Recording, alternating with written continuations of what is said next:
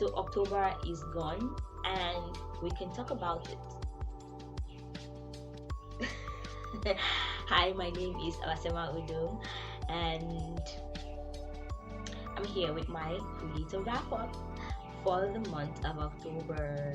Every new month, I look back on the previous month and invite you as my accountability partner to go through everything that I have done in the month. I do not want to run my author and my creator journey alone, which is why I am sharing this wrap up with you. Here's what I got up to in October. First things first, the podcast. So I learned a lesson in October. I started reading a book, and the book said, why don't you do and arrange things the way you can do them, other than packing a lot of activities and then you have never ever met the mark. And I asked myself, how many podcast episodes can I realistically do in a month? Putting together the fact that I am a teacher, I am a self-published author, and I run a literary magazine. How many podcast episodes will I be able to realistically do? And the answer came back two episodes, which is why from the month of October I decided to stick to 2 episodes.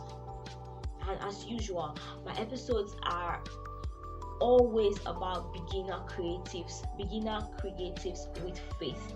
So if you're a faith person who is beginning in your creative journey, your business, whatever it is, then you can please check out Bloom with Abasiama podcast. I'll leave the links in the description. Okay, let's talk about Stripes Literary Magazine. I am the editor for Stripes Literary Magazine, editor-in-chief actually for Stripes Literary Magazine, and this year on the 18th of October, Stripes Literary Magazine clocked 5 years. I mean, half a decade. I asked myself that morning, how did this happen? I mean, from a magazine that was started on a Facebook page, I just woke up and said, let's do this on a Facebook page.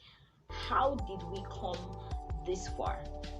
I know that there was a lot of drive and determination, but mostly it has been because of the beautiful contributors that I have had, and also it's because of the amazing volunteers that have decided to run this literary magazine with me. No, it's not easy running a literary magazine. It's unpaid labor, and sometimes you have to obsess over details. Sometimes you also have to deal with plagiarism issues, copyright issues. But everything that makes this job of being an editor worthwhile is the people you work with, the contributors and the editors and the proofreaders and even the reading community, the people that look at the work that you put out and say, this is so beautiful, it is amazing.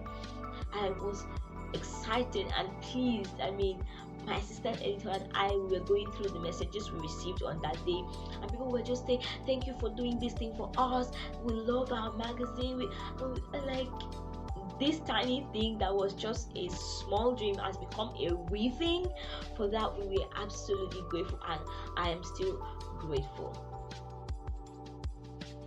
Now let's go over to the first thing in my October. For the month of October, I decided to put all my writing projects on hold. Reason being that there was a fair. Yes, I've been announcing and sending messages. I even made a separate video talking about the Naija Indie Book Fair. You know, there's something about the writing community as in general. I mean, across cultures. It's not only in Nigeria, but as a Nigerian, I'm going to talk from the Nigerian perspective. So a lot of readers think that books are only worthy when it comes from a book publisher, and when art comes from an independent artist, that it's going to be half-baked or not good enough. I'm talking as someone who is an independent author of fiction books and even some of my poetry books. Now these readers have a little bit of bias, and I think that bias also filters into the way independent authors, me, where we see ourselves, and we kind of keep complaining and complaining. And for this book fair, we wanted to put ourselves in the center stage. We did not want a book fair run by a publisher where we are just giving a small table. We wanted to give ourselves the center stage. We wanted to be the table. We wanted to be the main attraction. So myself and 20 other indie authors, Nigerian indie authors, came together to form a virtual fair. It's the first time it's happening in Nigeria, a virtual fair headed by indie authors. But for the first time, we did it. From the 1st of November to the 3rd of November, readers could access our books on the website at some of the books were free, some of the books were at 1,000 discounted prices. It was a beautiful event, and till this moment we are getting notification of readers saying, I didn't know this author existed, I didn't know this, I'm going to go find this author so I can read their works. It is one of the most beautiful feelings in the world to be read, and this is what I worked towards. This is what I focused almost all of my energy in October, because we did author interviews. We brought on a publisher to come tell us what we were facing in the publishing industry and how we can partner with them to make our books better.